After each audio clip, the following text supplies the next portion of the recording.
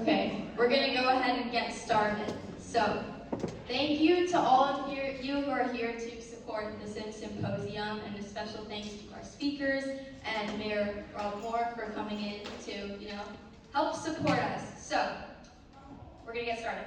We are standing at a fascinating crossroads in human history.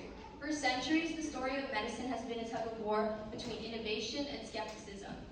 When the first smallpox vaccine was invented in the 1790s, critics didn't just question it. They published cartoons of people turning into cows because of it. When the first expert systems for AI were developed in the 1970s, many believed a machine could never understand the nuance of human biology. Skepticism isn't always the enemy of science. Often, it's the guardrail that keeps us asking the right questions. But today, the speed of change requires us to be more than just skeptics. It requires us to be informed navigators. You might look at today's program and wonder, how do vaccines, AI, and genomics all fit into the same room? The answer is precision. In the past, medicine was one size fits all. But as we'll hear from Professor Campion and Dr. Levy, we are moving into an era of one size fits you. By understanding genomics and neurogenomics, we will be practicing precision medicine. However, this volume of information requires massive computing power. AI serves as the essential engine, allowing us to identify patterns within vast, complex data sets that would be impossible for the human brain to process alone. That's where Ms. Yee's talk on AI comes in. But with great power comes great debate. Dr. Haghnazarian will lead us through one of the most vital conversations of our time, vaccines. Not just about biology, but how we communicate truth in an age of misinformation. We selected these speakers for one simple reason. You are the ones who will decide how these technologies are used in the clinic. You are the ones who will explain the safety of new biotechnologies to a skeptical public. The topics we discuss today are the career paths, ethical dilemmas, and harsh health realities of your immediate future. Now please join me in welcoming Gatos Mayor Rob Moore to kick off our event. Good morning, everyone. My name is Rob Moore. Good to be with you all this morning. As Anna said, my name is Rob. I'm the mayor of Los Gatos, and I also am a health policy aide for the Santa Clara County Health and Hospital System. And so before I spend just a minute or two telling you how remarkable I think you are for spending your Saturday learning about the future of medicine, can we give Anna and everyone from the SIIMS Club a big round of applause?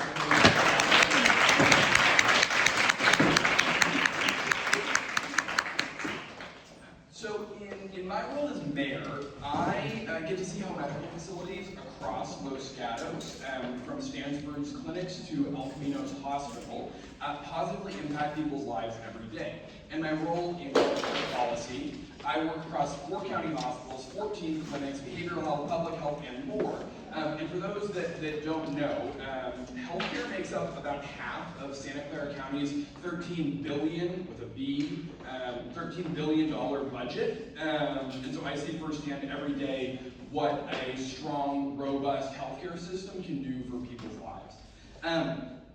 I really want to emphasize this because I work in this work, I see this every day. You being here today really matters.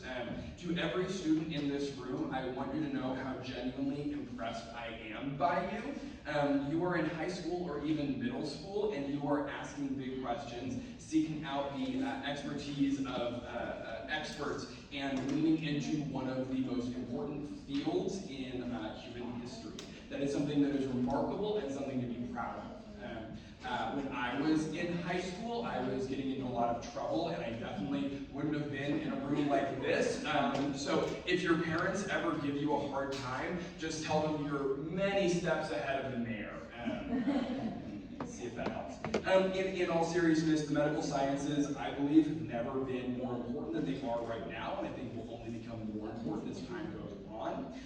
My very best friend in the world is a medical student at OHSU right now, and I get to follow along with his journey and see something that I think is really amazing, which is the difference one person can make by pursuing medicine and healthcare. The work you're going to hear today about today, from precision medicine to neurogenomics to AI-driven healthcare to the life-saving science of vaccines, is genuinely changing the world. And each of you, whether you ultimately decide to pursue a career in medicine or not by choosing to be here today. You're investing time, energy, and focus into something that is truly important, and I want to say thank you for that. You are exactly the kind of leaders our community and our world needs. I can't wait for you to hear from our incredible speakers, and I can't wait to see what you all go on to do in the world. Thank you very much for having me, and again, thank you for being here.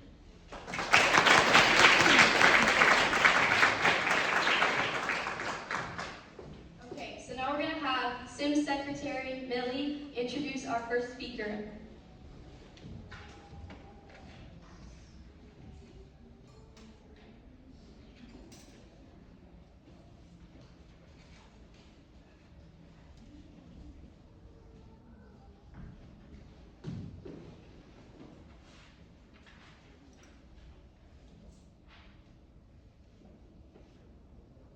Hello, thank you everyone for being here today. So first up, I want to introduce Dr. Rebecca Levy.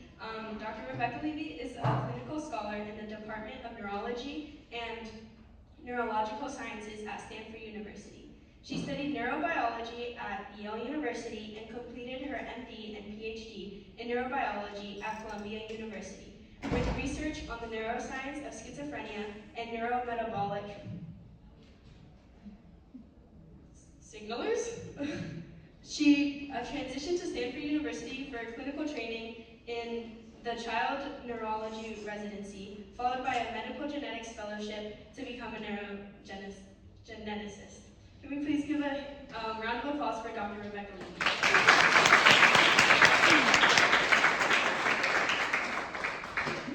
Thanks. Yeah, I do a lot of things that I can't pronounce either, so don't worry. It's such a pleasure to be here today. The journey that I've been on to come into medicine started when I was your age, but I was definitely never doing anything as organized and put together as you're all doing. And I'm really hopeful about how proactive you're all being about what it is that you're passionate about and following that passion. Today I have a talk in 2 parts. I'll stand over here so I can see. First, I'll talk a little bit about what is it that I do? What does it mean to be a physician scientist? Or what does it mean to follow careers into the health sciences? And then if we have time, I'm happy to pause there and just take questions from people. But if we have time, I also have a bit of a case presentation to teach you a little bit about what is it that I see in clinic and how do we take something from what is it that someone's experience with their health is different from other children their age to what can we do about it? How do we get to the point of treatment?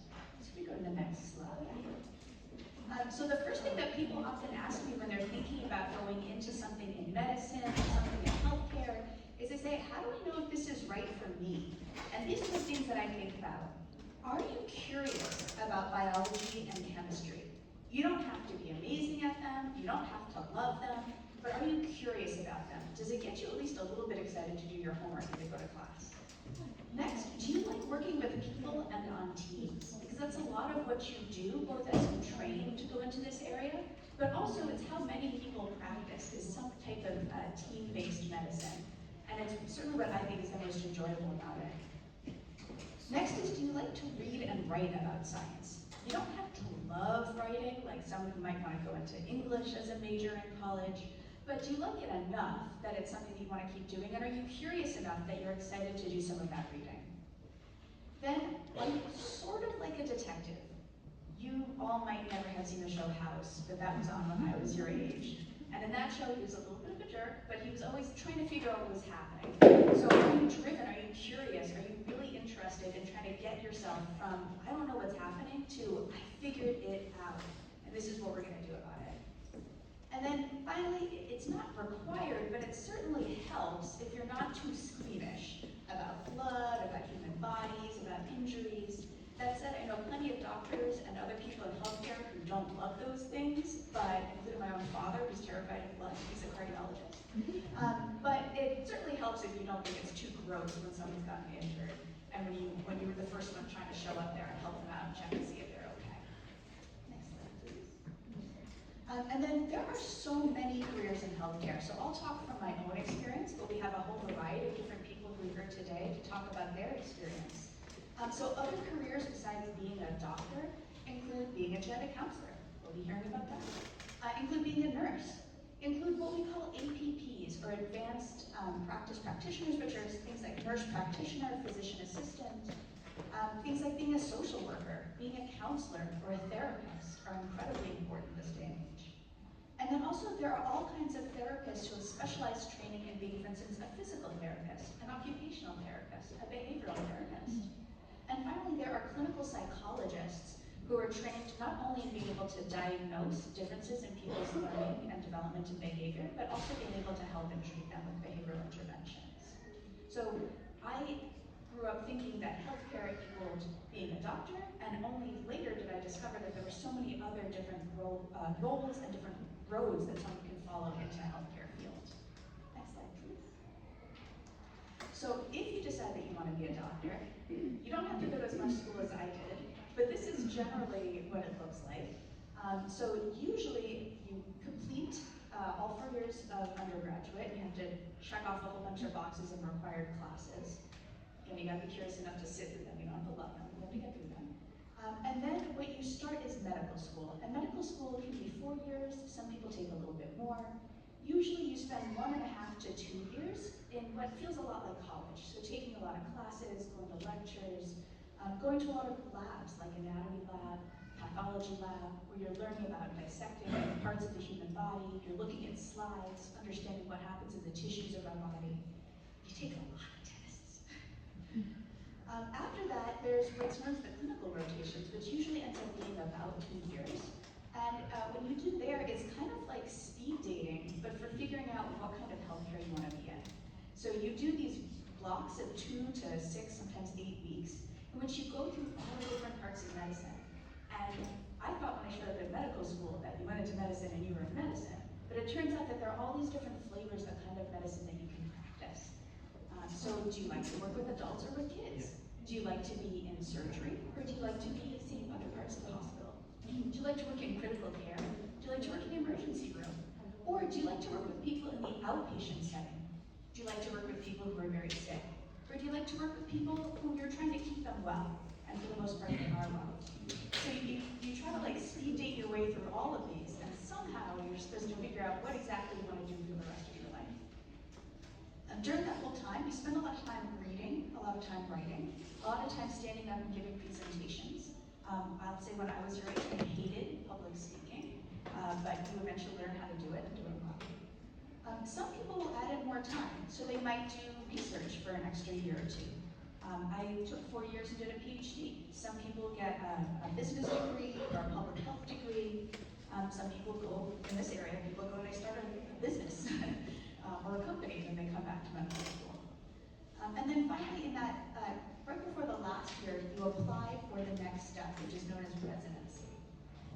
If you have watched Grey's Anatomy, they're supposed to be residents when they started that show. I would question that, but that's what they're supposed to be.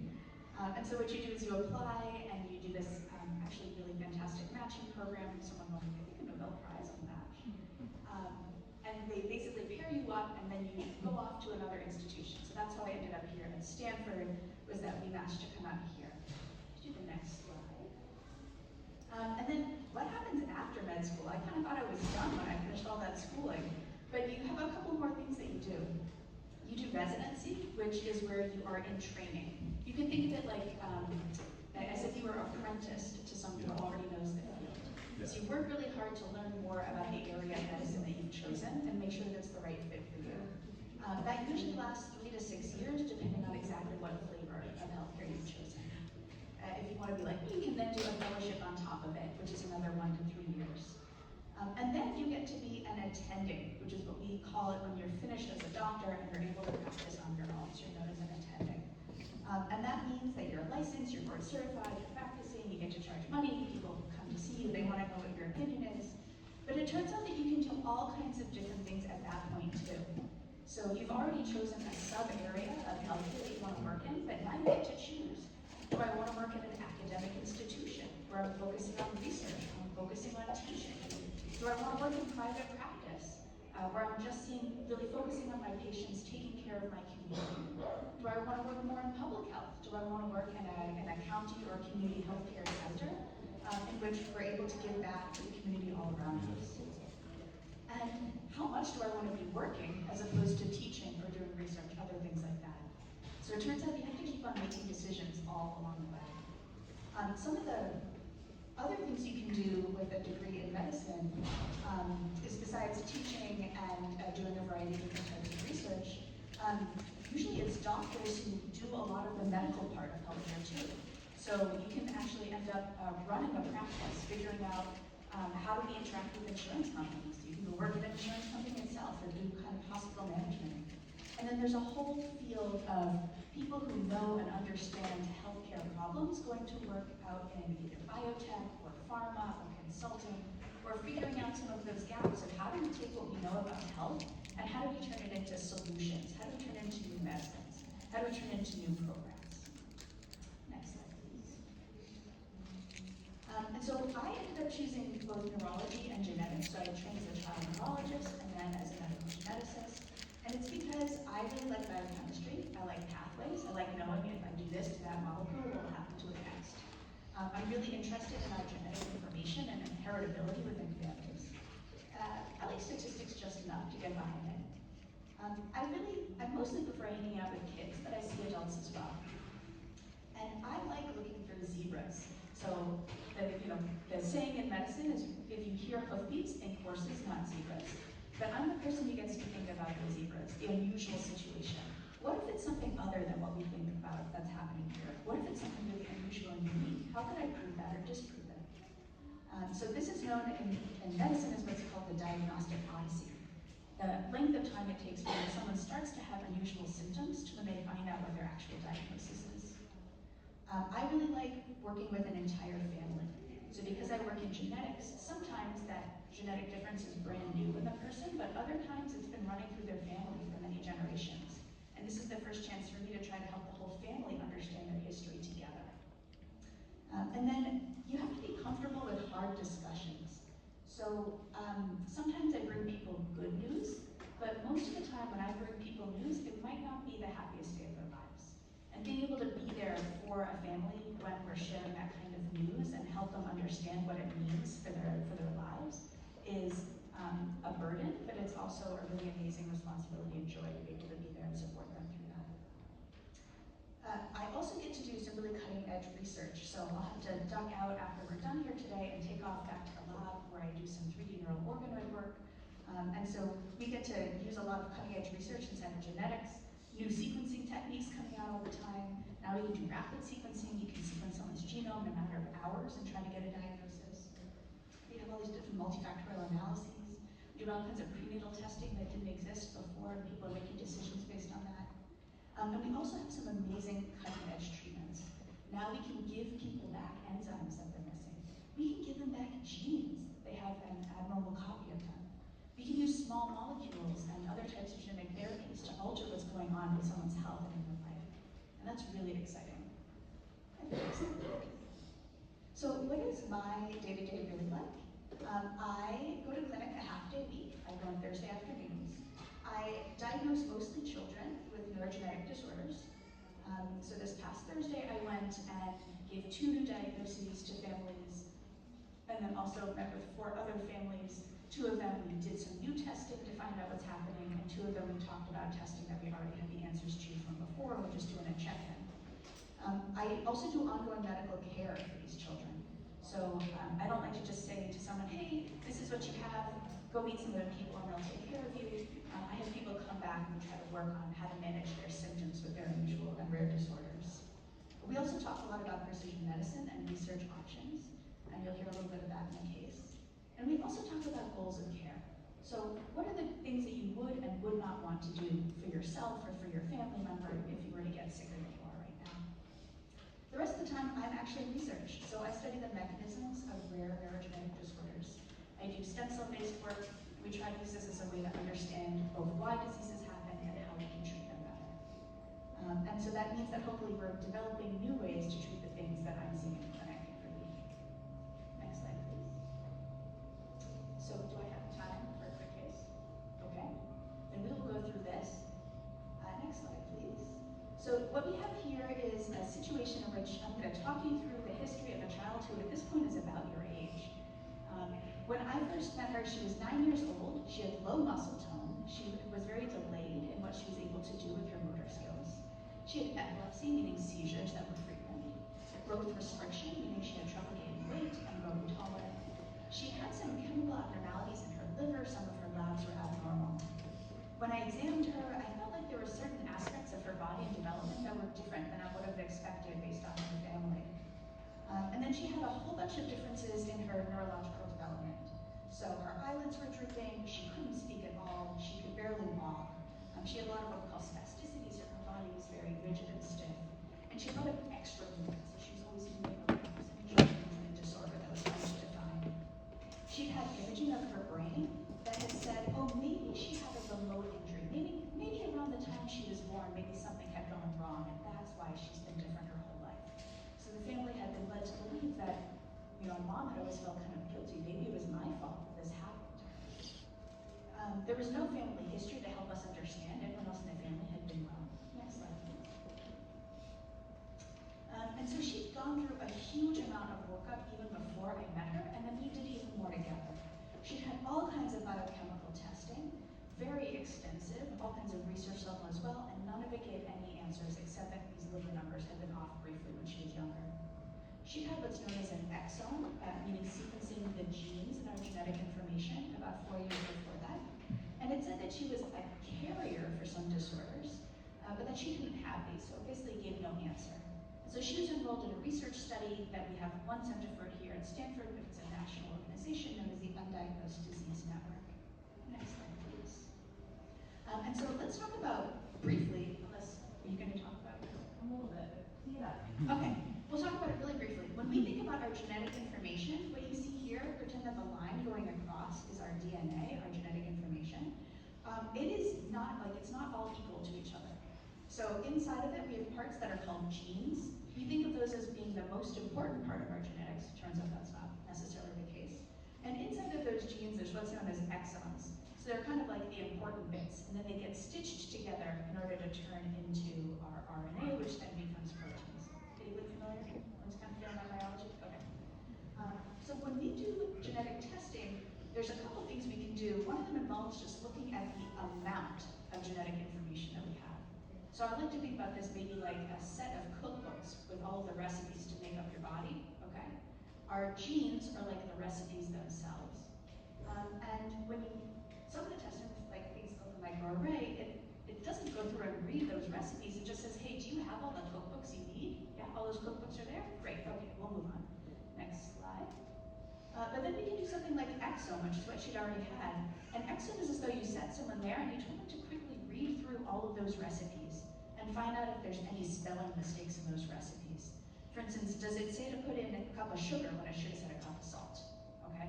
And those kinds of differences you can imagine can lead the recipe to not taste good. Next. And then there's another type of testing which only recently became available in a clinical condition, and that is called genome sequencing. And with genome sequencing, instead of just reading the recipes, do you guys even know what a cookbook is? Does anyone use those? Okay. So when you open up a cookbook, there's a recipe. It has a list of ingredients and it tells you what to do. But most of them, especially in cookbooks, they have beautiful pictures that make you want to make that recipe. And they might even have a whole page introducing it and tells you this was my grandmother's recipe and I thought it was so good, but then I decided I should change this and I should change that, right? There's all this good information that's inside of a cookbook, not just the ingredients and the temperature you should set the oven to. And so that's what's important about genome sequencing, is that it goes through all of your genetic information to sequence it, because it turns out that a small spelling change that says sugar versus salt, that's going to make a difference. But what if in that information before it says, hey, if you really like it spicy, add as many jalapenos as it says. But if you don't like it spicy, you might want to leave those out, right? So there can be these other instructions that happen inside of our genetic information that can also be important. Next slide, please. So in this case, when we met her at 9, she was having a new symptom. All of a sudden, her parents said, you know what? We thought that she was just rubbing her eyes and getting these eye infections all the time, but then the doctor told us that actually she doesn't make tears. And that's pretty unusual, okay? And it turns out you can go places, you can look up, hey, what are all the genes we know of that are associated with making tears? And we have 25 we only know of about a half dozen of them that are involved in tear production inside of our eyes. So that immediately let us go from, tens of thousands of genes of interest down to an incredibly short list. And then we went back to that testing she'd already had, and it turned out that one of those, NY1, was something where we'd already been told that she was a carrier, meaning she had one genetic change, but that she would have to have two changes in order to have the disease. And then at that point in time, there was a new new chemical test that had just been described for this disorder, in which if you took someone's urine, you could find this unusual oligosaccharide, so like a modified sugar that could be inside of someone's urine. Next slide, please. So very quickly to talk about genetic, very little. Okay, really fast. We have two copies of most of our genetic information, one on each of our chromosomes. I'll skip over what allele means. Next slide, please. But when someone has one variant, meaning a change in their genetic information, we call it heterozygous. And if that can either mean that you're a carrier for a disorder where you need to have two changes, or that you could have the disorder if it only makes one change. Next slide. But for a recessive disorder, you have to have two changes, one on both copies. Both of your copies have to have a spelling mistake before you're going to actually have the disease. And that can either be the exact same change, in which case we call it homozygous, or next slide, please. It means that you could have two different changes but still inside of the same gene. So one part of it says salt instead of sugar, but one part of it tells you to put the oven at 450 instead of 200 degrees. Next slide, please. I'll skip over this bit. Next slide, please. So the disorder itself is not important, but I just wanted to give you a sense that we were able to take what we knew about this disorder. First of all, it's what had been used to figure out what kind of biochemical signature we could look at, because there's a pathway. What this does is it cuts our proteins off of where they're supposed to be, breaks them down so we can recycle. So it's almost like part of a recycling of a lot of the signal molecules inside of our cells. And it turns out that those signal molecules are also really important in the eyes, they're really important in the brain, and they're really important in the liver. And so it turns out that those are the symptoms that people tend to have. They have developmental delays, intellectual disability, they don't make tears, they have transient issues with their liver, which she also had, and then they have low muscle tone and this extra movement disorder. So she literally checked off all of these boxes. But it wasn't until we had all those symptoms, and some of them that were more unique, that we could make that connection. And then we were able to confirm it through this biochemical diagnosis. And the good news is there's actually a gene therapy trial going on for this disease right now. Next slide, please. But I told you that she only had one genetic change, and this is a disorder where you would need two. So it is say, hey, where is the other one? This feels like it's the right diagnosis for her, but that means that we're missing one of the variants. How can we find it? And I mentioned that our exons, which will be the big bars here, which would be with the important information, what happens is they get spliced together. So this is what's known as RNA splicing, and it says that we bring together the important bits, almost like you're cutting and pasting them together. You can imagine it, it's almost like you have a piece of thread. You're going to tie something together and then cut out the middle. Next slide, please. And so we knew that she had the very first change impacted splicing from the end of her chromosome 7, from her exon 7. We did some deep sequencing and RNA sequencing on her, and we were able to discover, the next slide, please. Oh, sorry, these all got kind of mashed up. Okay, whoop, sorry. Go back one. There we go. We'll take this.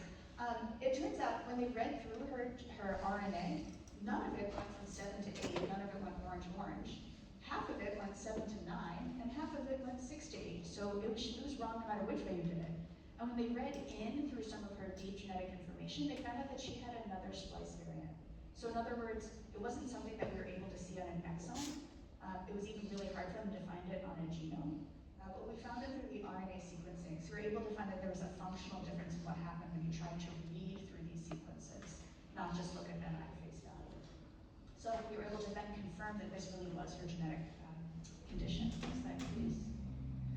So just wanted to make the point here that our genetic testing is really good, but we can still miss things. And that's what gets me excited, is that we're always having new technology, that we always have to put on our thinking caps and wonder again about how we can come up with a diagnosis that makes sense for someone. Also, I got excited here because it wasn't just good to sequence someone. We had to think about biochemically, what would it mean if this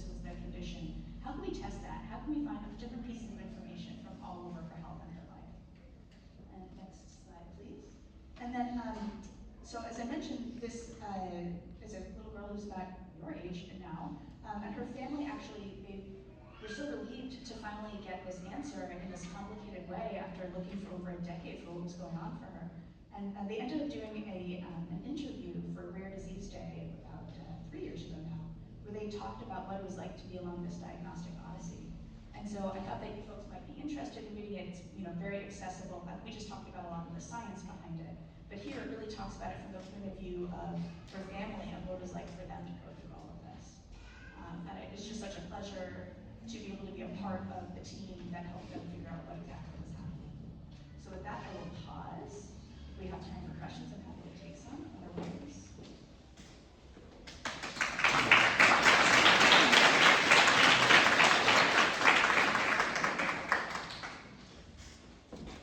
Okay, now I'm going to have Millie come back up and introduce our next speaker.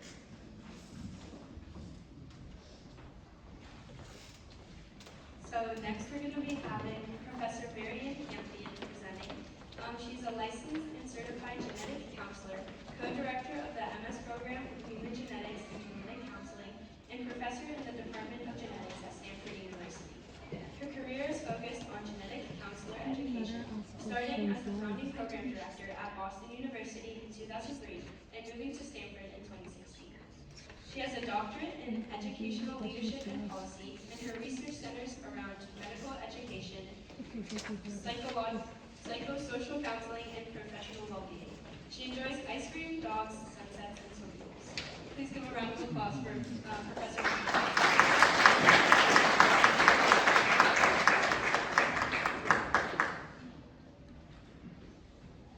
Okay, I think I'm going to try standing here so I can do this. I'm really excited to be here today. Thank you for the invitation. Thank you all for coming. And let me give you a sense about what I've got in store for you. I'm hoping that when you leave here, you'll feel a bit more familiar with the concepts of genetic counseling and genomic medicine, that you'll have a better sense of how genetic conditions and genetic testing can impact both individuals and families, but also society. And then my big goal is that you might actually start to imagine how this can impact your own personal or professional life. So let's level set. Dr. Levy did a great job of providing some introduction to this, but when I say genetics, I'm really talking about the study of genes and their role in inheritance. What is passed on from parent to child? And as was mentioned, we have about 20 to 25,000 protein coding genes, and we believe that over 85% of disease-causing variants are within these genes, and we call this the exome.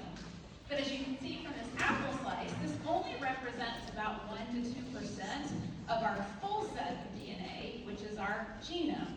And that's going to be 3 million base pairs. So in addition to all of those protein coding genes, the genome also contains things like introns, regulatory elements, pseudogenes, things that don't actually end up encoding something but look like they should. And then when we use a person's genetic information as part of their clinical care, we call that genomic medicine. You'll also hear terms like personalized medicine or precision medicine. So genomic medicine really took off in the early 2000s when the first human genome was sequenced. And this was a 13-year international research project that was funded by both the private and the public sectors, with Craig Venter and Francis Collins leading the way. And we know that during this time, we finally started to understand what all of these different base pairs were and the order that they were in. Around the same time, we also started to see an emergence of a variety of genetic therapies, as well as new genetic and genomic technologies. So for example, there was what's called cell-free DNA, which is they discovered that you can find tiny little floating pieces of fetal DNA circulating in mom's blood and could actually test those to see what was going on in her pregnancy. Around 10 years later, the cost of a genome went from $3 million at the time it was first sequenced down to $1,000. That was a really big deal. And then we also started to see the emergence of what we call biobanks, which was when countries started to collect genomic data on as many people in their communities as they could to try to understand it at a population level. So you can see here that the cost of sequencing a genome dramatically and at a much more precipitous rate than was predicted based on Moore's law, which suggested that the price should have come down by half every 2 years. And now here we are, and just a couple of months ago, a company published that they can actually sequence a human genome for $100. So imagine the multi-fold reduction from a $3 million human genome the first time around to now we can do it for $100. Next slide. So we've seen this exponential increase in the number of people who are having genetic and genomic sequencing. Since 2001, about 30 million people around the world have had some type of genomic analysis. And we know that in most cases, it's only a small portion that's being analyzed, and it might be for health disease risks, it might be for ancestry, but that's why you see the graph going the direction that it does. And as I mentioned, at a population level, countries are collecting data, with some of the biggest biobanks being here in the United States, as well as in the UK, Singapore, Japan, South Korea. And as we're gathering more information, we're realizing just how much we don't know, but how much more information power we have at our fingertips. So how do we interpret all of this information? We realize that most individuals have 3 to 5 million sequence differences from the reference genome sequence. But the vast majority of those differences have no causation to disease. And right now we characterize genomic variants from benign, meaning we're really confident that it is not disease causing, all the way to pathogenic, which is we're really confident that this does impact somebody's health. And then the spectrum in between. And unfortunately, in between is where most of the genomic variants currently sit. So a lot of the efforts today are working to try to figure out how can we make that group in the middle smaller so that we have more confidence about whether something is disease causing or not. So all of this increase in genomic data that's available has also coincided with an increase in the number of careers that intersect with genomic medicine. So you can go into genetic counseling, medical genetics, bioinformatics or computational biology, if you like math, biostatistics, then biotechnology, biomedical engineering. Those two are often working together to figure out what can we do to improve health for these individuals. Variant interpretation, those are all of the scientists behind the scenes trying to figure out if a variant is benign or pathogenic. Public health and patient advocacy, making sure that individuals who have genetic variants or disease are still getting access to the same services and resources as those who don't. Bioethics, thinking through the complexities of fairness, justice, autonomy. Therapeutics and clinical trials and research, I will put those together. We are seeing so many more people go into those spaces. 20 years ago, if we found a genetic variant, we could say that information is power and that might help a person make decisions about their future, but beyond decision making, there wasn't a whole lot that we could do. Now there is so much that we can do, and that's really the area of hope, and a lot of folks are taking their careers in that direction. And then we also have folks working in pathology labs or working in pharmacies, and this list is hardly exhaustive. So I'm going to actually take my own field, genetic counseling, and walk you through how genomic revolution is impacting individual and societal lives. So how many of you have heard of genetic counseling before today? All right, the number of hands in the room is going up every year, which makes me happy. What do genetic counselors do? We work with individuals and families who either have a genetic diagnosis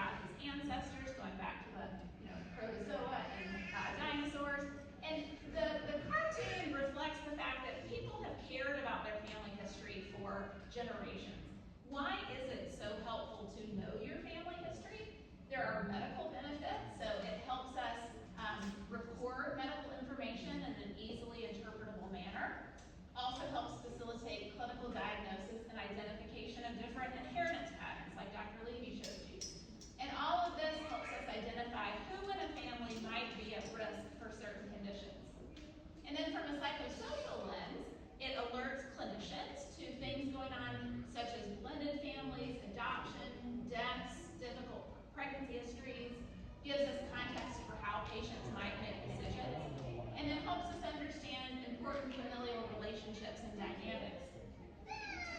So there are a variety of what we call standardized pedigree symbols that were first put together back in 2008 and then revised in 2022. And having these standardized symbols allows us to make sure that medical information is communicated in a way that is going to be interpreted the same from one provider to another, from one hospital to another, and from one country to another. It also ensures that the researchers that are working on genomic health studies are able to interpret everything correctly as well. And there are a variety of questions that we ask when gathering a family history that can be really helpful.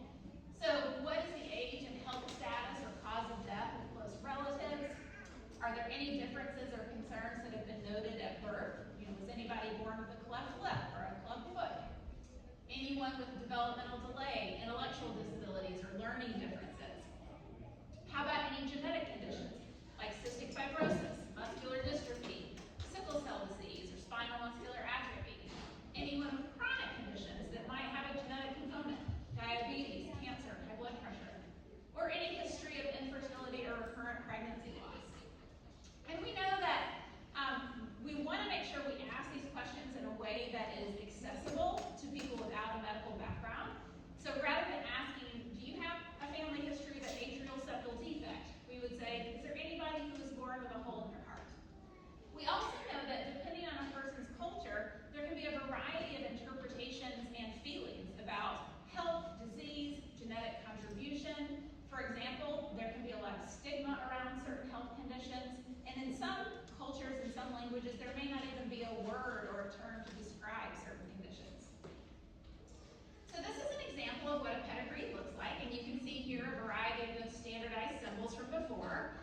We have, two twins down here on the bottom that are identical. We have an individual who's been adopted in the family. That's what the brackets means. We have a surrogate pregnancy over to the right. And then the legend at the top shows us individuals in the family that have asthma, cleft palate, emphysema. We can change that legend to incorporate any health conditions that we are discussing. Next slide. So after we gather all of this medical and family history, how then do we actually interpret what the risk is for the person that we're working with? And there's two ways that we do that. We start with the macro lens, and this is where we take population genetics. So how common is a certain allele in a population? And use something called Hardy-Weinberg equilibrium to figure out what are the chances, just based on population genetics, that this person is at risk. And then we can drill down to the individual level through the micro lens, where we use actual Mendelian inheritance patterns like dominant, recessive, X-linked, and a statistical method called Bayesian analysis. And that method says, well, we knew somebody had a 50% chance based on the fact that the condition was dominant. But now we know that they have 2 unaffected children, or now we know that they have 3 unaffected siblings. So Bayesian analysis allows us to take a hypothetical risk and adapt it depending on new information as it becomes available. So once we can calculate the numeric probability of a genetic risk for an individual or family, we also have to think about how is this information going to be received and perceived by the person we're talking to. So we know that it's a lot more than numeric probability that impacts the way somebody perceives their risk.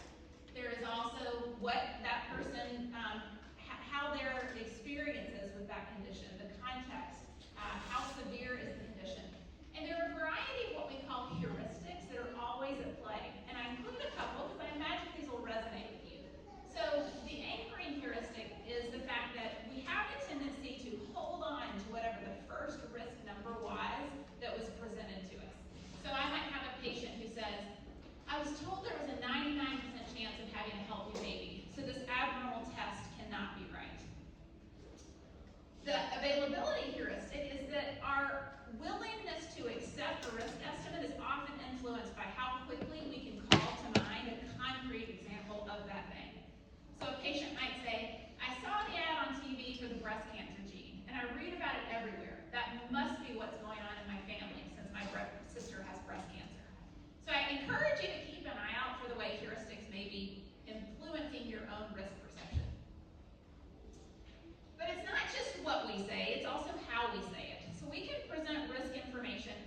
numerically. I could say there's a 1 in 30 chance that you have Lynch syndrome, that's a frequency. Or I could say there's a 3% chance that you have Lynch syndrome. This is a colon cancer predisposition condition. And that's a percent. Some people are drawn to frequencies, other people are drawn to percents. And then I could also flip them around and say, there's a 97% chance you do not have Lynch syndrome. And I encourage you to sit there and think about how those land differently with you. If I say there's a 3% risk, you probably get alarmed. If I say there's a 97% chance you don't have it, you probably feel some relief. So the numeric presentation matters a lot. Verbal presentations are important. So if I said you have a high risk of Lynch syndrome, you get alarmed. If I said you have an increased risk, you get alarmed. But what if your chance was 1 in a million to start, and now it's 1 in 500,000? That probably doesn't feel that high, but I used the word high, I used the word increased. Those carry a lot of weight. And then we have visual presentations. So you can see over here, there's that 1 in 30 again, and if I'm showing it to you as 1 dot colored in out of 30, you're gonna have 1 reaction. And if I show you 30 people and one of them is circled, you're gonna have a different reaction. And so I encourage you to think about this when you hear and provide risk information. So now we're gonna move on to that second step, which is education. And this is where we're talking to individuals about how conditions are inherited, what testing, management, prevention, resources, and research are available for that particular condition. We've already introduced ourselves today to inheritance patterns, and this is just one example, autosomal recessive. So if I'm talking to a patient and family about the condition that they are referred for, and I say that it's an autosomal recessive condition, I would explain both of the parents are carriers for this condition. In each pregnancy, there's a 1 out of 4 or 25% chance that they would both pass on the genetic variant and the child would have the condition.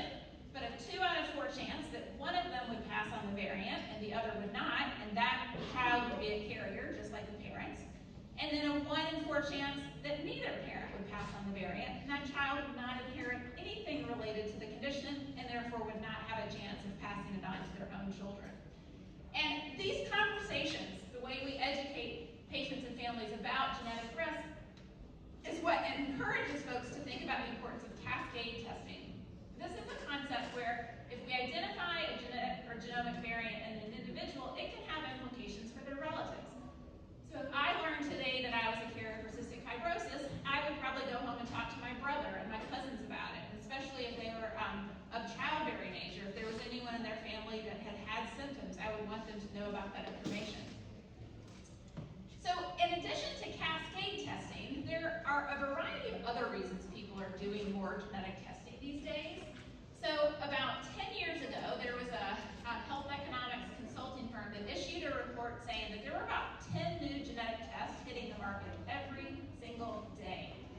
So it's no surprise that we now see a 21% compounded annual growth rate, or CAGR, for the genetic testing industry specifically.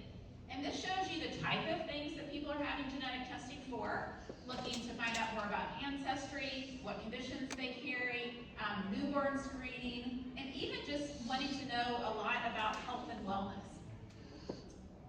So you may also be wondering, why would people have genetic testing? And it really depends on their life stage. So if they're thinking about getting married or having children, they may want to do carrier screening to estimate risk for the future. In the prenatal space, if there's any concerns noted during the pregnancy, they can have testing then. Or if you have a child or an adult who's presenting with certain symptoms, genetic testing can help uncover why and might be able to provide information about what to expect. As you get more into adulthood and end of life, it could be that people are wondering about other relatives who have died of certain conditions, and they're approaching that age and wondering if they will too. Or wanting to provide what we call anticipatory guidance for children and grandchildren, saying, I know these results might not impact my life, but it could make a big difference in the future of my family. So, in addition to having testing for those reasons, another reason is because we've seen this exponential increase in the number of genetic therapies that are available. So this image on the top right shows the number of investigational new drug applications for different gene therapies submitted to the FDA in the past 30 years. Gene therapies are when we can introduce new functional genetic material in places where there's already an existing genetic condition. The bottom one shows you the compounded annual growth rate specifically for the gene therapy market. And you might remember a couple slides ago, I said for genetic testing, it was a 21% CAGR. That's being outpaced by the genetic therapy market because we have all of the results from these investigational new drug applications and the clinical trials that are going on. So there is a lot more happening within actually getting those therapies into the hands of patients and families.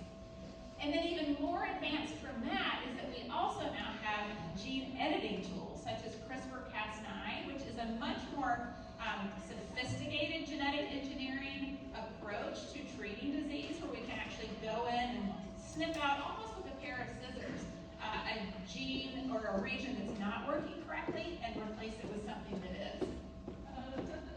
We're also seeing a lot of growth in pharmacogenomics. So this is the study of how an individual's genetic information or DNA impacts their ability to process their medications. And this is a huge lane for personalized medicine, and that we're now able to tell what is the right medication, what is the right dose, is it going to be effective, is it going to be safe, and how can we prevent or reduce adverse drug reactions. And that brings us to the last step, which is the actual counseling. And this is when we work with individuals and families to help promote informed choice and help them adapt to the information that we're providing. So we want to think about the implication of genetic testing through 3 lanes. Making sure that people understand what are the benefits to them and their family. Maybe their result could lead to increased or decreased need for screening. So they have to go into the hospital less than expected, or maybe they go in more if they have more reassurance that we'll be able to find disease early.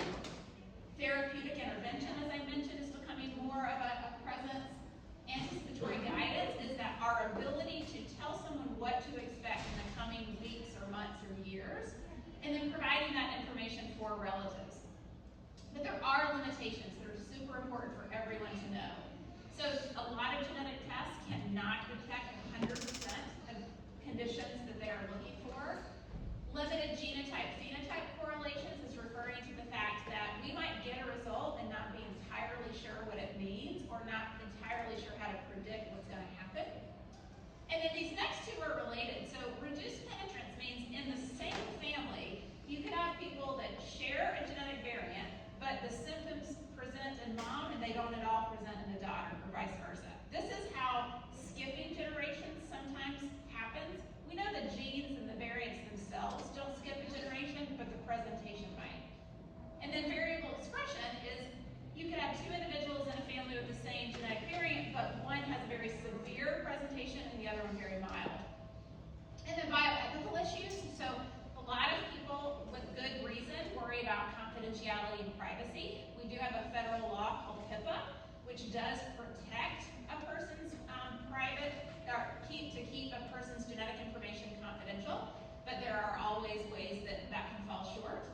We also have a federal law called GINA that protects against discrimination in employment and health insurance, but it does not protect against discrimination in long-term care, disability, or life insurance.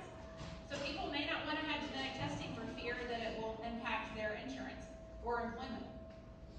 Autonomy, we want to make sure that people are making informed choices free of coercion. Unexpected findings, so you can do a genetic test and get results you weren't expecting. We can find unanticipated familial relationships. We can find an increased risk for conditions that are different from what the person was having testing for. And then we certainly want to be thinking about access and inclusion. What are the barriers that are going to present based on somebody's health literacy, their geography, their finances, their insurance? So I'm going to walk you through a case example to bring some of this to light. So let's say a neurologist refers a patient with a family history of Huntington's disease. Huntington's disease is a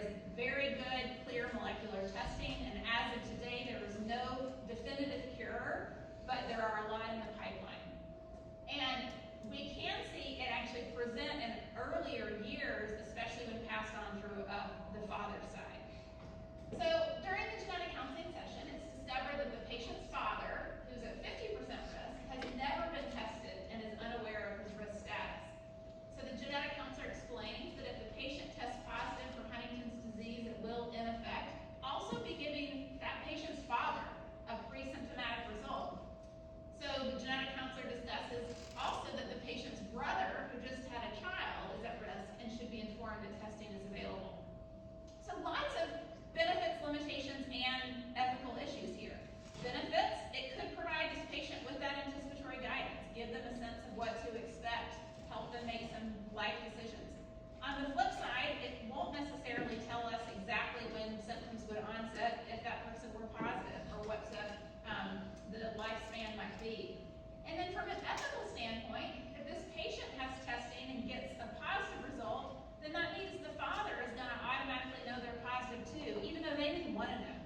And so you really grapple with the fairness and justice that comes from the fact that a person's result can have implications for more than just them. What could it mean for the patient's brother? Especially considering that brother just had a child and is probably thinking about risks for them as well. Is this information going to impact their employability, their insurance? All of these ethical issues can come up. So I've talked a lot about how genetics and genomics can impact individuals, but I'd be remiss if I didn't also mention how it can impact societies. So we know that in the United States, about 4 million babies have newborn screening every year. 4% of kids are reported to have a genetic condition. And at the adult level, genetics plays a key role in a lot of common health conditions like cancer, diabetes, and high cholesterol. And this really brings us to the hope of precision medicine today. The Precision Medicine Initiative was a research project funded by Obama back in 2015, and it started with $215 million with the goals of collecting genetic and health data from 1 million subjects in hopes that we could start making advances in the way we tailor medical information to the individual. This image is from the All of Us program, which received that funding. They've gathered over 900 subjects to date. They've got health records, biomarkers, wearable data, you name it, all trying to get a sense of what the information could mean for individuals moving forward. Where are we going with all of this? Well, I would say the future of genomic medicine is going to be improved testing and treatment for both rare and common conditions. So let's start with the common conditions. We now have the ability to compute integrated risk scores, taking somebody's genetic risk factors and their clinical risk factors and combining them. And then we also have the ability to diagnose rare diseases much earlier than we could in the past. And for a lot of people, timing is everything. If we diagnose someone earlier, that might make them eligible for treatment that they wouldn't have been eligible for otherwise. The average time that it's taken for rare disease patients to receive a diagnosis is often over 6 years. So anything we can do to reduce that timeline will help. And it might even make them eligible for personalized genetic therapy. So over here we have baby KJ, who was the first baby or human to receive a customized CRISPR-based gene editing therapy for a rare condition. And this was for CPS1 deficiency. It was in February of 2025, and it really marked a landmark watershed moment in personalized medicine that we're going to continue to see moving forward. And then we also have innovations in what we call multi-omics and data analysis. So most of the sequencing that's been done today is what we call short-read sequencing, but we're getting beyond that. Now we can do long-read sequencing, allows us to go a lot deeper and interrogate parts of the genome that we previously couldn't really understand very well. We can also analyze RNA transcripts, lipids, metabolites, epigenetics, which are the modifications within the genome that don't impact the DNA sequence, but they do impact gene expression. All of those different data points are giving us more information to help with therapeutics. As we get more genetic data, we also have better computational tools, and these are the tools that we can use to go back and reanalyze samples that have been submitted in the past, and then to provide more accurate interpretation for samples that are analyzed moving forward. And then AI and machine learning is going to impact all of this. We know that the estimates predict that genetic and genomic research will generate between 2 and 40 exabytes of data within the next decade. And if, like me, you didn't know what an exabyte was, you can see here that it's quintillion data points. So that many data points available is going to allow us to start doing some really like sci-fi type stuff that nobody ever thought would be possible. We might be able to identify genetic conditions just using facial features. We could identify what cancer a person is about to develop or has early signs of by doing what's called a liquid biopsy, which comes from just a simple blood draw. We can also start to improve the way that we use gene editing tools such as CRISPR and start to scale that at a more population level. So with that, I will close and say that I really hope I delivered on what I promised. I hope you're walking out of here more familiar with what genetic counseling and genomic medicine are, that you can appreciate how genetic conditions and genomic testing can impact both individuals and societies, and that you might start to have glimmers of how this could impact your own personal and professional life. So with that, I will say thank you. If anybody has questions, my contact information is on the next slide, and you're welcome to reach out. I have a quick question. Sure. How do we make sure that these genetic methods are universally accessible and open source? Yes. So that is one of the ethical issues that I mentioned. I would say as budding scientists and clinicians, what you can do is ask the hard questions. So if somebody mentions that something is happening, you can say, is this only happening here in Silicon Valley? How about in developing countries? How about in spaces where there isn't so much venture capital funding coming through? And just getting people a little bit uncomfortable by having the conversation, I think, starts to open the door.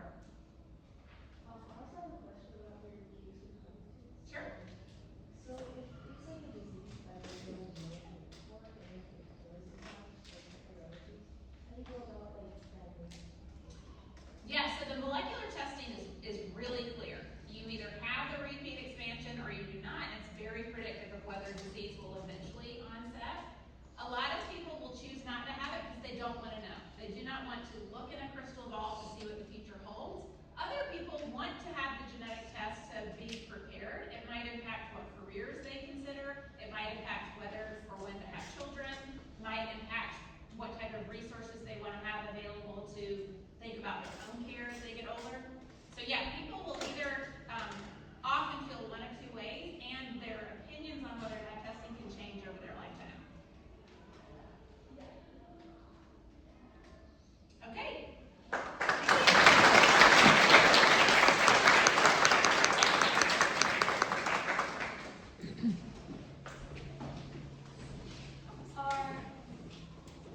Our next guest speaker is Dr. Edith Haghnazarian. She is a pediatrician at the Stanford Medicine Children's Health, and she's currently practicing in the South Bastion of Los Gatos area. She provides patient-centered care to children and works very closely with families to support their health and development, guided by her belief that my goal is to find solutions that honor both family values and evidence-based medicine. She strives to create thoughtful care plans. Let's give a warm welcome to Dr. Haghnazarian.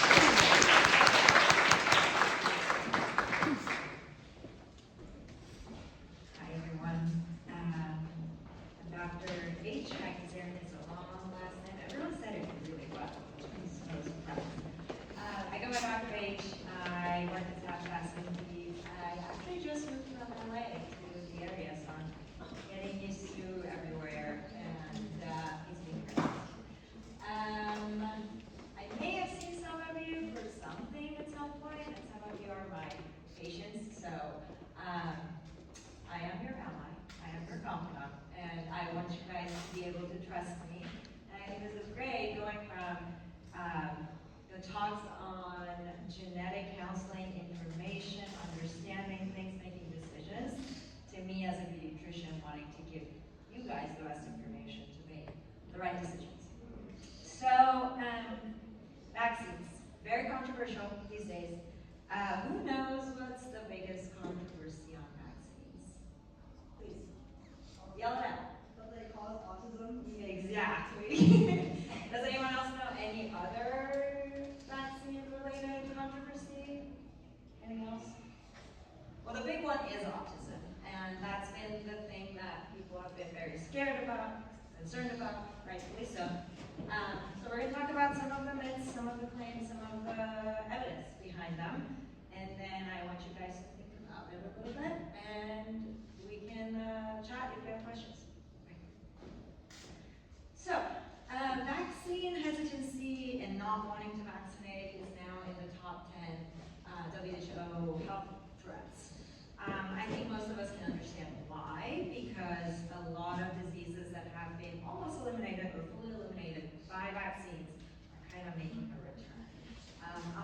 my personal experience. We learned about pertussis in medical school. I saw one back in Iran because I did my medical school there, and now I'm seeing some here. So thankfully I had seen some, so I know how to diagnose it, but I'll tell you what, a lot of new graduates or people who are just in medical school have not seen these diseases. So it's kind of hard to diagnose them, but they are making a comeback because of vaccine hesitancy. So people are more afraid of vaccine these days, and I think it started becoming more and more after the COVID-19 pandemic, which you would think after a disease kind of makes everyone scared, people will trust healthcare a little bit more, but unfortunately it went the opposite way. We started not trusting, we started being fearful of our lives, and it was like a very scary moment, and I feel like some of us kind of moved on from that, but it was a big moment in everyone's life, and especially for us healthcare people. So if you guys decide to go into healthcare, I think as future healthcare professionals, you want to know the facts, and you want to help people understand the facts, and then people can make the decision. But your job is to tell the facts and try to guide towards the right decisions as far as we know. So we're going to look at some of the myths and some of the science behind vaccines. So one of the first ones is MMR vaccine causes autism. Actually, it was specifically to MMR initially, but now everyone's kind of going about every vaccine causing autism. This is a very important name to remember. Dr. Andrew Wakefield, in 1998, published a study in the Lancet, big journal, claiming that MMR vaccine caused autism by triggering gut inflammation that spread to the brain. The problem with this study was that the study only had 12 children, and 12 kids in a study is far too small for a study to drive a conclusion for the whole universe. And later, this paper was retracted because investigations found that he had falsified his data, and there was some financial contributions done for him to produce this data.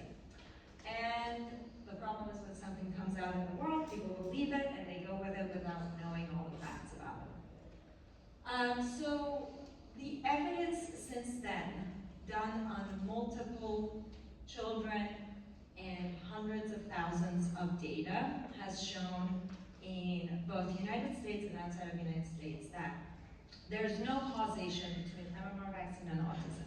And we'll get to the details of it more, but there has been far more studies done that showed there's no cause versus one wrong study that showed it caused autism. Next slide. We're going to go to different myths, and then we'll do a big conclusion of it. Another myth is that too many vaccines overwhelm the immune system. It's true, too many vaccines do overwhelm the immune system, but there's something to know about what too many means. Smallpox vaccine was produced a long time ago, and just that one vaccine had 200 immunological components to it. So how vaccines are made are these like small pieces of the bug that causes the illness are introduced to your body for your body to be like, oh, okay, I see. This is not something I need in my body. I'm going to start preparing to fight with it, but it's not enough for me to fight, so I'm just going to be prepared. So if the actual illness comes in your body's like, oh, this is that same thing, so now I'm prepared and I can fight it. So smallpox had 200 of those small particles. All 14 vaccines that we get through our kind of routine schedule have a total of about 160 immunological components. So that was one vaccine with that much. This is everything that we get.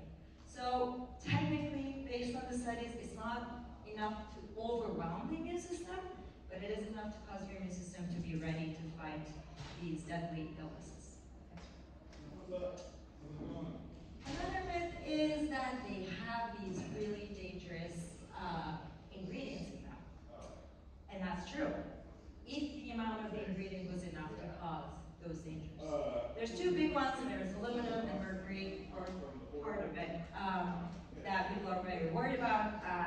Last week, I had a patient, a mom asked me how much aluminum is in a specific vaccine, and I truly said, let's Google it together, because I have no idea. because the truth is, aluminum is in everything. If we test our water, food, formulas, breast milk, it does exist in every single thing. And multiple studies have shown that when we get vaccines, the aluminum that goes in our body is so minimal that it cannot cause the adverse effects of aluminum. But I understand that back in the day, there was a lot of aluminum in all the vaccines, and they tried to cut it because the reason they added aluminum is that it boosts the immune system so that we don't have to use the parts of the bugs as much. So we use a little bit of aluminum and a tiny bit of the bug to cause our immune system to be like, oh wait, I see that light flashing, that's the aluminum. And the mercury, that was completely wrong. It was removed from vaccinations out of caution and has never been shown to cause anything. So these two are myths and they are wrong data that's out there. And everyone's very worried about it. I'm just here to tell you the studies and what I have personally done a lot of research on shows that none of these are causing the adverse effect people are worried about. There are some other ones. They say it comes from humans, so there are DNA fragments of other humans in the vaccines. It's not correct. There are partial DNA fragments, but not enough to go into our DNA or cause any other things. I think genetics would agree with that. They say HPV vaccine causes autoimmune disease. Not correct. The thing about it is HPV vaccine is given later in life, and usually around that time is when autoimmune diseases are diagnosed. So they kind of put it together and they're like, this causes that, but it's not true. In fact, HPV vaccine has saved many people from cancers. Flu vaccine early pregnancy causes miscarriage, absolutely wrong. It has never been shown. They have tracked about 3,000 pregnant women. There was no risk between it. Some people have a little bit of a predisposing factors that cause them to have miscarriages, and sometimes these things happen together. You get a flu vaccine, and they have that predisposing factor, so the miscarriage happens. And just like that first study, they kind of put it together like, okay, so this caused it, but that's not correct. People say delayed schedule, alternate schedules are better. Every single day, I have to talk to my patients about not delaying and not alternating, because that 1 month that you delay could be the month that the baby gets a disease that can have really catastrophic consequences. One patient I had, which they actually didn't delay. It was just because of a scheduling problem. They couldn't come that late. They came a week. They were going to come a week later. The baby was a 4-month-old who didn't get their second dose of Haemophilus influenza, which is a bug that causes meningitis. And the baby, unfortunately, caught meningitis. I was a treating doctor for that baby, and I ended up following that baby. Thankfully, they came to the hospital early. Baby had to get a spinal tap, diagnosed with meningitis of this bug, treated. They were in the hospital for 2.5 weeks and had to be seen every month after that until the age of 1 to make sure the baby doesn't have hearing issues, brain developmental issues. So it was just a matter of 1 week and the baby caught it, because we can't protect the little ones, so we have to, as a society, create a safe environment so that they are not at risk for catching these diseases. Based on what I said about vaccines, I want you guys to just kind of think about things. I'm not saying believe everything I say, but I'm saying find a trusting source, do your research, understand things, and maybe you will be the next person who does a better job at creating a vaccine, who has less of the harmful ingredients in the vaccines and less of the antigens that producing the same amount of immune response. I had a 6-year-old the other day tell me, how come you guys haven't figured out an oral version of all of these so I don't have to get shots? And I said, well, I don't know. Maybe you can figure it out. But that is true. Like, things are going to get better and better. We do have some oral versions. For example, flu vaccine has a nasal version of it, which is pretty cool, but that's a live vaccine. There are many factors that go into why the vaccines are produced the way they are and how it can actually work in our body. And I'm sure 20 years from now, we're going to have better vaccines, but we have to take our responsibilities as a society seriously of okay, it's not just about me.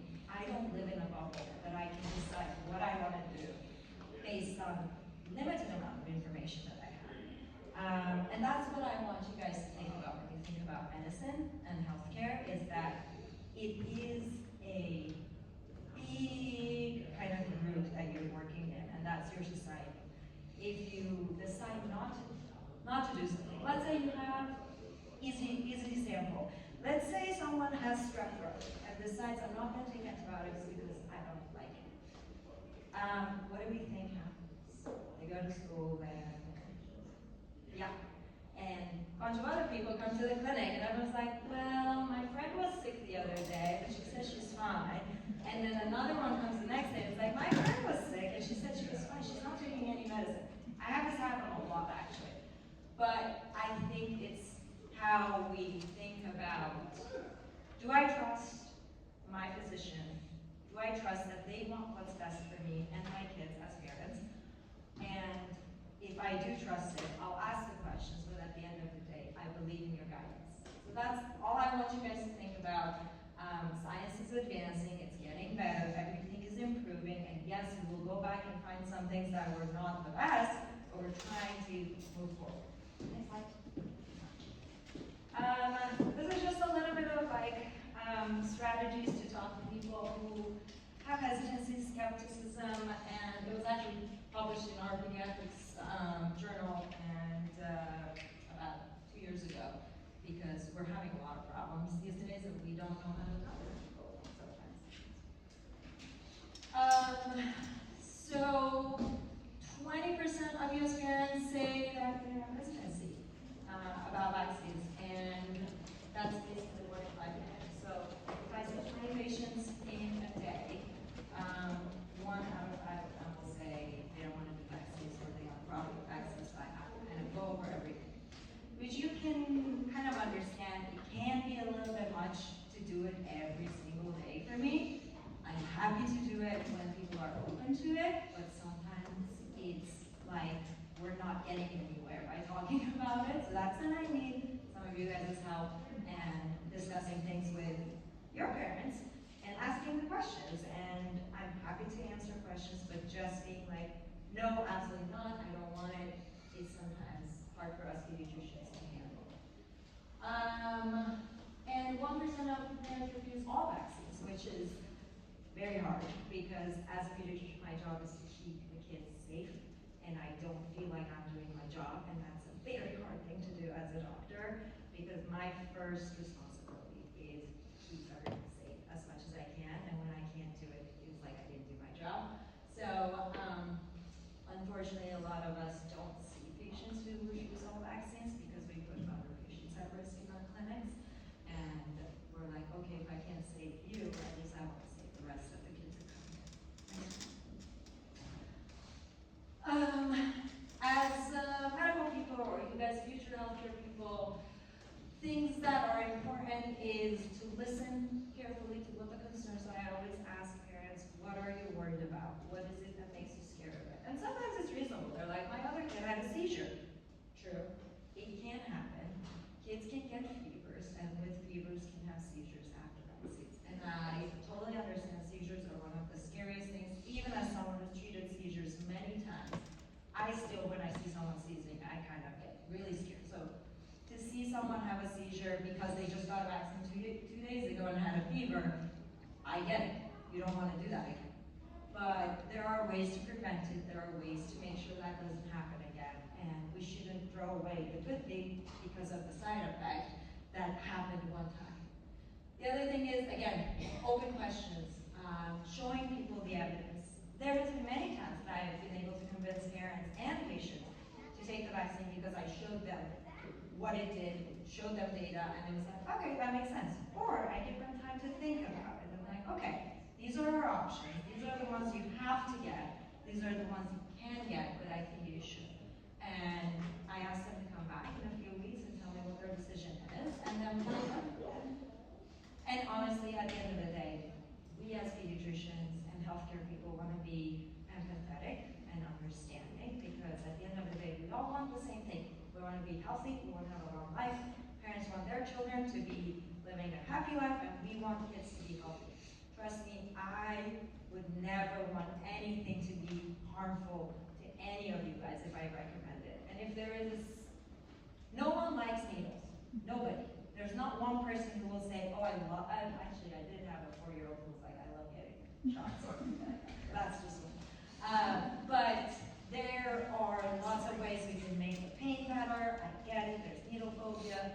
But I want you guys to understand the science behind vaccines before making decisions, talking to other people, and kind of like learn a little bit more about it, read about it.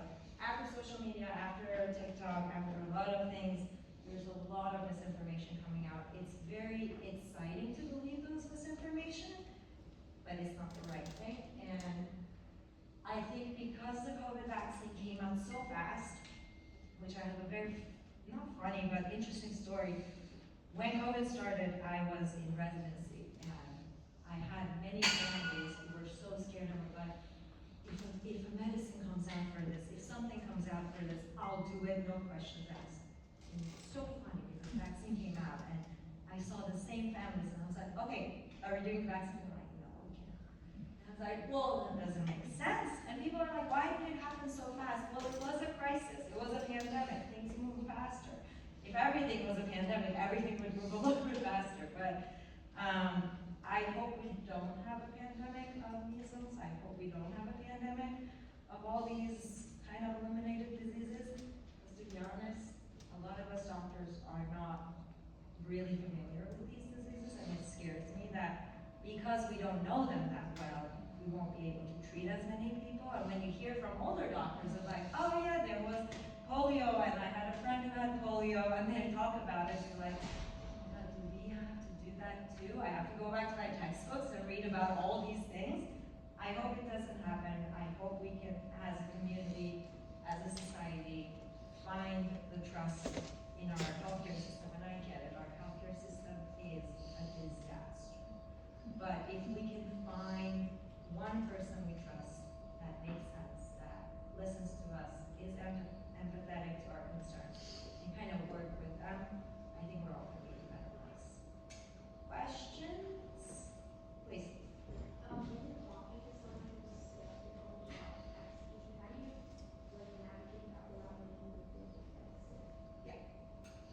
Very hard. Take a deep breath first. It's hard, but I think we are getting more used to it, so it's not as like a surprise. I think I tell them, I say, well, you know I want you to get the vaccine, so let's put everything aside when you tell me. So I honestly try to talk to people as if they are my friends who are as if a girlfriend is going back to a boyfriend they shouldn't. Kind of like that. That's how I think about it. And I'm like, okay, well let's talk about it. And they're still like, oh, but I want to give it a chance. And I'm like, okay, fine, but you're making a mistake. So like that's how I approach it. I'm like, okay, let's see. Maybe you have a point. Maybe you have a point, but let me tell you all the things I'm seeing from here. And sometimes I don't do a good job. I'm not gonna lie. Sometimes I fail at it, and sometimes people don't like how I talk about it, and that's fair. I try to do a better job, and I don't feel good about being too intense at times, and I try to learn from it. But I try to come at it from literally a friendly perspective, versus I'm better than you, I know more than you. It's more of like, okay, let's see what you see. Let me tell you what I see, and then together maybe we can come to better agreement. Yeah? Guys? How do you kind of handle patients who are older, so like 15 plus, with parents who are like skeptical or don't want vaccines? Well, we always talk to patients 12 and above solo. I always talk about vaccines. Sometimes patients are like, well, I have to talk to my mom, I have to talk to my dad about it. And sometimes they're like, no, I'm going to do it. About certain things we can give the kids their autonomy of deciding, as long as it's not harmful for them. I always involve the parents in the decision making, as long as we can all get to a place of understanding. It is hard because, for example, if a 16, 17-year-old comes and is like, I want to get this shot, or like the tetanus shot, and the mom's like, no, I don't want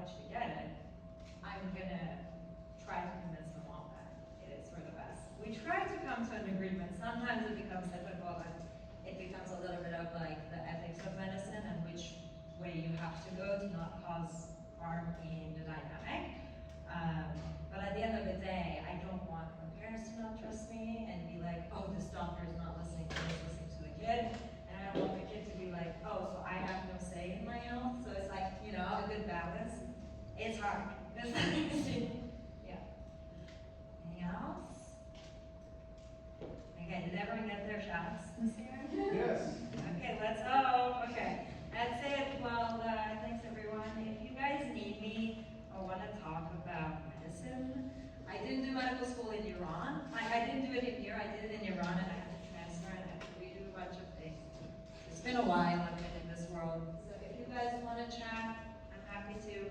I will. You have my email and stuff. People can email me if you want to talk about anything, or you want to come and visit us in the clinic. I say don't, but if you want, please come. All right, thank you guys.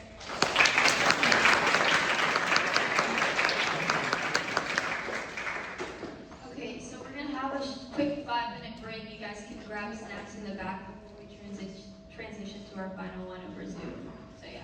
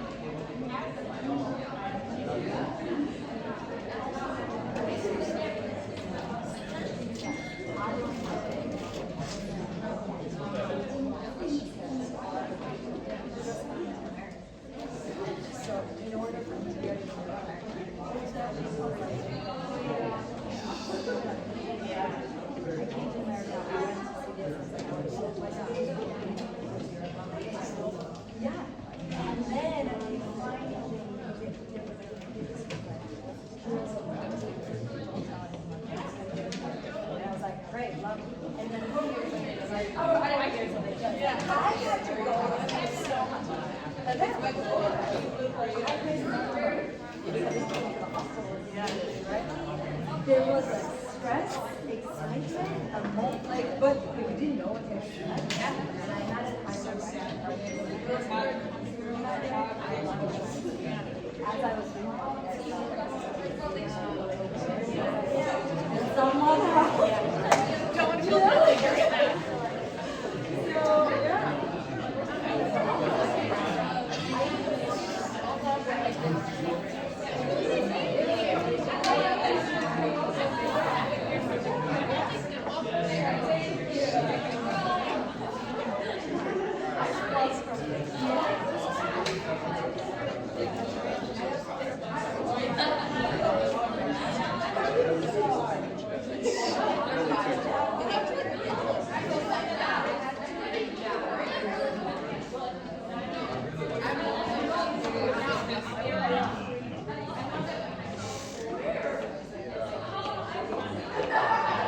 Let me know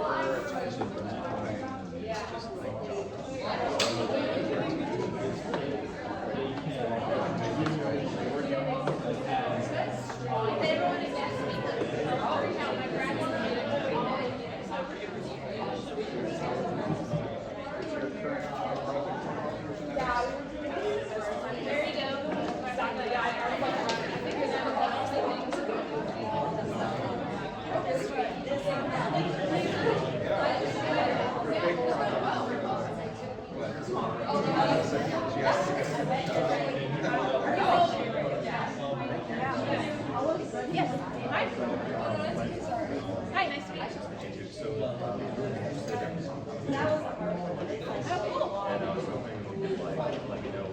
the future of like, genome Yeah.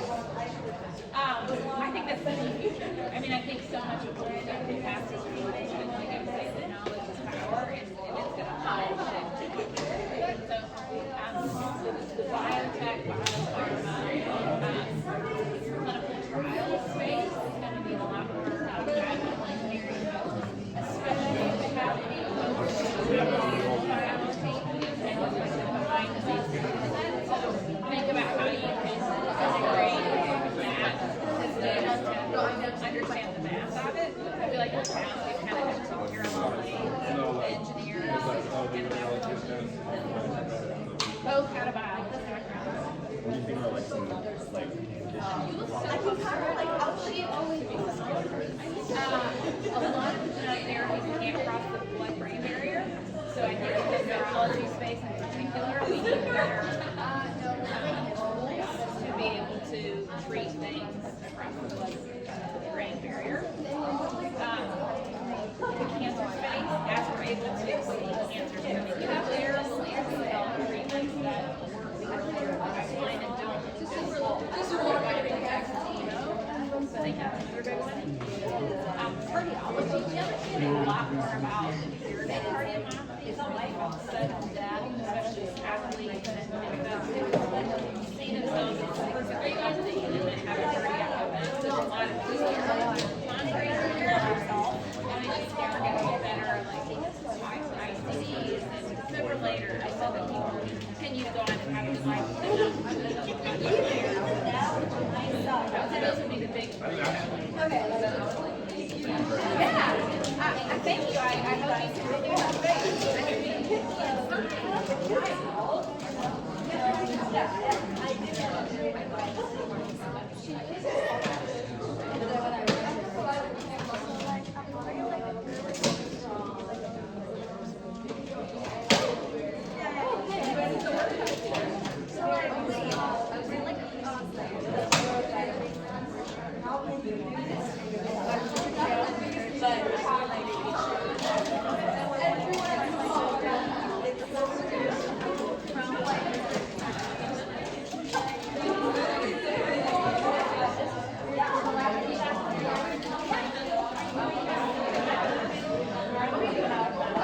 If I can have everybody start coming back to their seats, we're going to start the last presentation. Thanks, guys.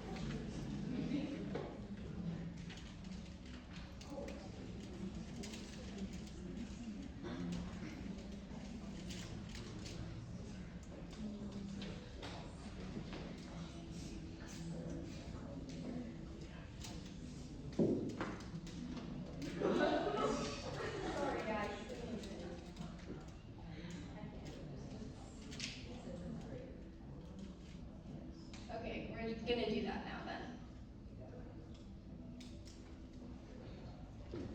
Up next is our speaker, Miss Edith, who has an MBA, and she's Director of Packaging and Market Intelligence at Mayo Clinic. She's responsible for the strategic packaging of Mayo Clinic platform's data and technology capabilities and enables digital health innovators to build the next generation of healthcare innovation. Annie is passionate about accelerating the adoption of digital health solutions that